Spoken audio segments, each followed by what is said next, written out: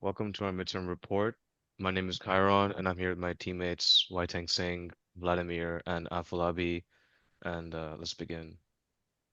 So initially, as we previously did, we submitted our project proposal, which showcases how we want to investigate a correlation between box office performance of horror movies and action adventure films and the movements of the SP 500 index. And specifically, we wanted to analyze whether high box office revenues from horror movies are associated with downturns in the SP 500, and conversely, if successful action films correlate with positive market trends. So, our main motivation for finding this idea was from this article, which we found really interesting. It stated that researchers analyzing box office trends found that during times of economic hardship, horror films not only increase in production but also outperform other genres in terms of profitability, and this trend suggests a heightened demand for escapism mixed with the thrill of fear. And then beginning that, So it was a no-brainer that we'd need both data on the stock market and on movies. So for the stock market, we found open and closing prices dating back from 1914.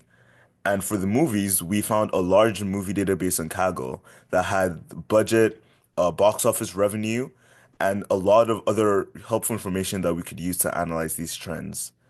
On to the next slide, we realized that we had to find a way to adjust for inflation so that the results that we get in our data analysis would be accurate and we'd have little room for error. So when we use S&P 500 price as one of the variables to graph, we found that all of the movies correlated positively with the S&P 500.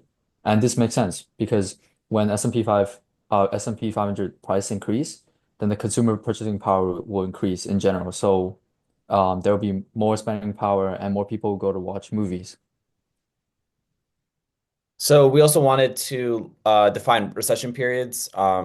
So we decided to Google recessions in the United States. And recessions are periods where there's economic downturns. So we decided to find seven recessions that we can use to analyze our data. So instead of using S&P 500 price, we used economic hardship severity scale that is between 0 and 1 being the most severe in recession. And we graphed all movies using linear regression against the return on investment of like the genre. So we found that horror movies not only didn't correlate positively with economic hardship severity, it has like a negative relationship with it. And so this suggests that horror films tend to be less profitable during economic downturns. And among eight analyzed genres, horror movie ranks seven in terms of positive relationship. And only two out of the eight genres show a positive relationship. So suggesting that these genres may be recession resistant. Another thing that we found in the sources that said horror films increase in production. And we found that this is just not true. Horror movies didn't produce like nearly as much as the other genres in economic downturns. So we wanted to see how each genre correlates with the stock market and with the S&P 500. So we use KNN to um, compare the movie's return on investment with the S&P 500, and we found that horror movies have the least correlation with return on investment and the S&P 500.